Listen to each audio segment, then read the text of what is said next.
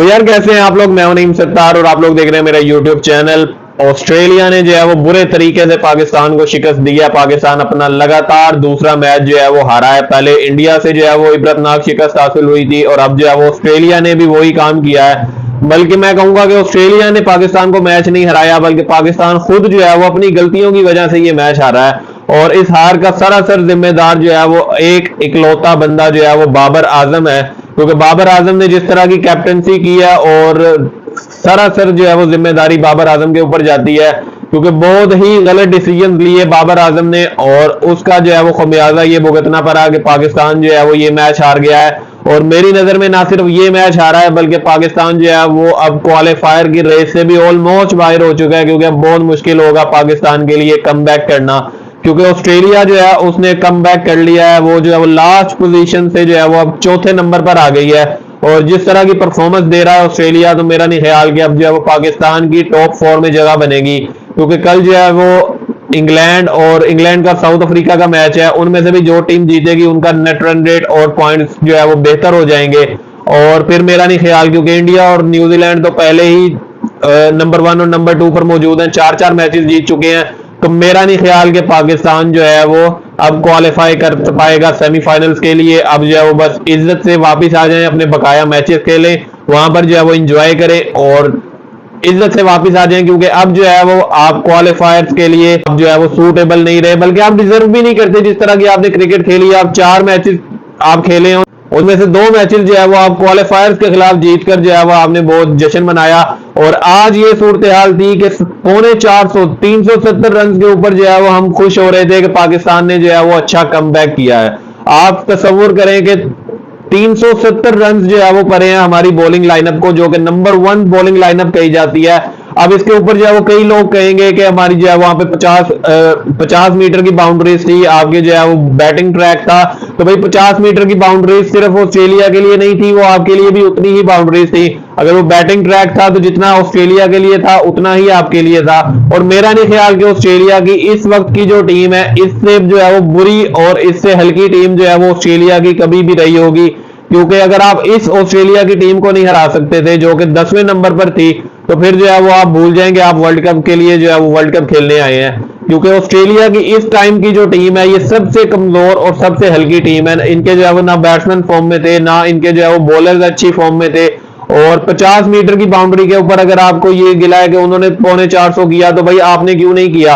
आपके भी 11 प्लेयर्स थे, आप तो मैच जीत कर आ रहे थे, 350 चेज कर आ रहे थे पिछले मैच में। तो इस मैच में आपको क्या हो गया?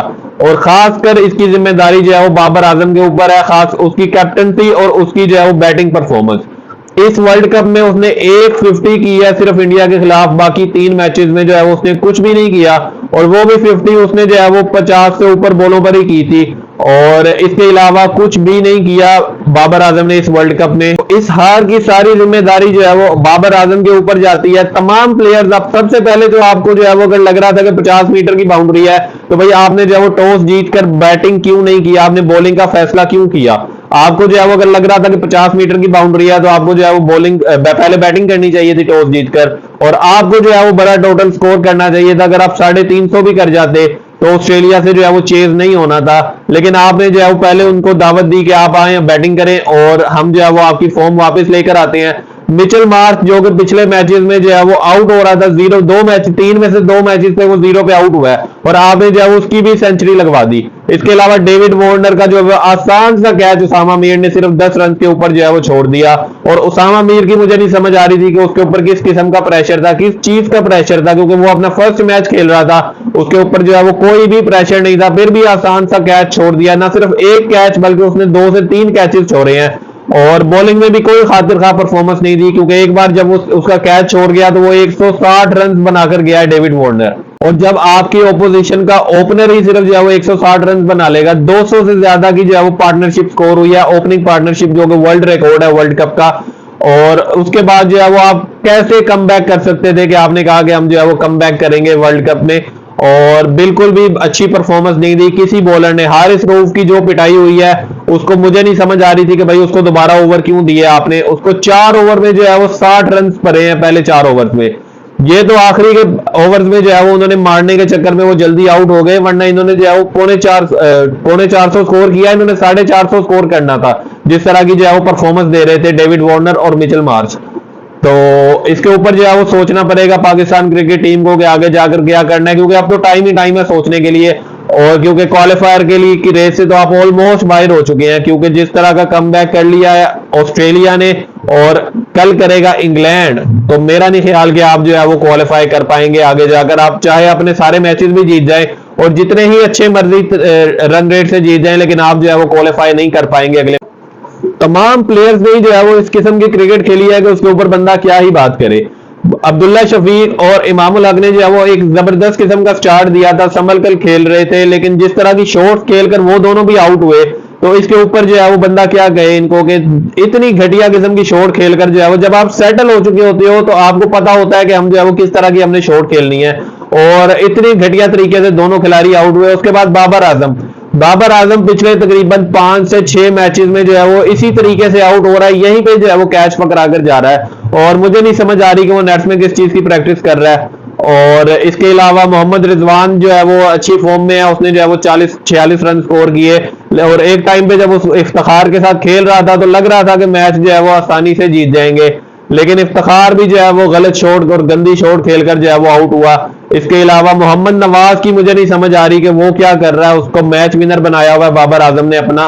जब एक ओवर में भाई आपका जो है वो आप एक छक्का मार रहे हो, 10 स्कोर एक ओवर में हो चुका है, और जैम्पा उनका मेन बॉलर है जिसने जो है वो 3 विकेटें हासिल कर ली थी, तो उसको जो है वो आखिरी बॉल पर आपके निकलने की क्या जरूरत थी। जब आप एक बॉल पहले आपने छक्का मार दिया तो उसकी आखिरी बॉल है उसके स्पेल की, तो उसको जो है वो आप डॉट बॉल खेल लो, और लेकिन नहीं, आप जो है वो बाहर निकलकर पता नहीं किस किस्म का शॉट उसने खेला है, और वो जो है वो स्टंप आउट होकर चला गया। और तमाम जो है वो जिम्मेदारी इसकी बाबर आजम के ऊपर जाती है, क्योंकि 60 रन जो पीछे बच गए थे, 60 रन से पाकिस्तान मैच आ रहा है। अगर वो बाबर आजम अपने हिस्से का स्कोर कर जाता तो पाकिस्तान जो है वो ये मैच जीत जाता।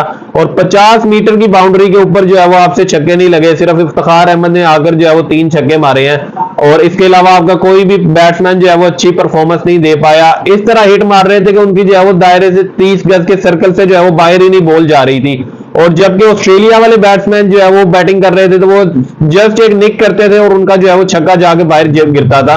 और इसके ऊपर जो है वो पाकिस्तान की मैनेजमेंट को देखना पड़ेगा कि किस किस्म की जो है वो आगे क्या अप्रोच लेकर जाते हैं, क्योंकि अगर इसी अप्रोच के साथ जाएंगे तो आपको जो है वो 26 तारीख को अफगानिस्तान भी ये मैच जो है वो आपको हरा देगा, क्योंकि अफगानिस्तान भी जिस तरह की परफॉर्मेंस दे रहा है, और आपकी जो है वो अप्रोच ही नहीं है कि आप जो है वो अग्रेसिव क्रिकेट खेलें, आप जो है वो डिफेंसिव हो जाते हैं, और इसके साथ तो आप वर्ल्ड कप जीत पाएंगे।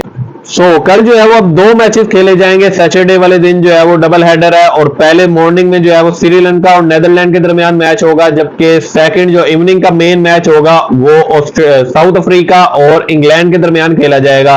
और दोनों मैचेस ही जबरदस्त होंगे, क्योंकि चारों टीमें जो है वो अपने पिछले मैचेस में अच्छा परफॉर्म करके आ रही हैं। श्रीलंका अभी तक एक भी मैच नहीं जीता, तो उनकी कोशिश होगी कि अपना जो है वो पॉइंट्स हासिल करें। इसके अलावा साउथ अफ्रीका और इंग्लैंड की कोशिश होगी कि वो भी अपने पॉइंट्स हासिल कर अगर इंग्लैंड हासिल करता है, मैच जीतता है, तो वो जो है वो टॉप 4 में आ जाएगी, और अगर जो है वो साउथ अफ्रीका मैच जीतता है तो वो अपनी पोजीशन जो है वो मजीद बेहतर करेंगे टॉप 4 में। और फिर पाकिस्तान के लिए मुश्किल हो सकती है, क्योंकि पाकिस्तान के लिए जो है वो अगर जो भी टीम जीतेगी, क्योंकि अब पाकिस्तान के लिए तो मुश्किलें ही मुश्किलें हैं कि पाकिस्तान आगे क्वालिफाई तो नहीं कर पाएगा, क्योंकि जिस किस्म की जो है वो पॉइंट्स टेबल की सिचुएशन बन गई है, तो पाकिस्तान के लिए बहुत ही मुश्किल है। कोई मौजूदा ही होगा कि पाकिस्तान जो है वो क्वालिफाई करे टॉप 4 के लिए, वरना बहुत मुश्किल है। और टॉप 4 में क्वालिफाई करके पाकिस्तान करेगा भी क्या, अगर इसी तरह की जो है वो परफॉर्मेंसेस देनी है तो उससे अच्छा है कि भाई सेमीफाइनल खेल के क्या करेंगे, सेमीफाइनल भी तो आप हार ही जाएंगे, तो उससे अच्छा है कि अपने जो है वो मैचेस खेलें, एंजॉय करें वहां पे अपना टाइम, और जो है वो तरीके से वापस आ जाए, क्योंकि आप वही करने गए, आप क्रिकेट खेलने या वर्ल्ड कप खेलने के लिए या जीतने के लिए नहीं गए, आप जो है वो बस अपना टाइम पास करने के लिए और एंजॉय करने के लिए गए हैं। तो करें, आप जो है वो एंजॉय करें अपना, और वेल टाइम स्पेंड करें वहां पर, और जो है वो वापस आए। आज की वीडियो के लिए इतना ही। वीडियो को लाइक कर दीजिएगा, चैनल को सब्सक्राइब करके बेल आइकन जरूर दबाइएगा, ताकि आपको जो है वो नोटिफिकेशन मिलते रहे, क्योंकि पाकिस्तान जो है वो जैसे अपने मैचेस हारेगा तो हम जो है वो आपके लिए वीडियोस लाते रहेंगे। तो चैनल को उसके लिए आपको सब्सक्राइब करना पड़ेगा, तो जल्दी से सब्सक्राइब कर दें।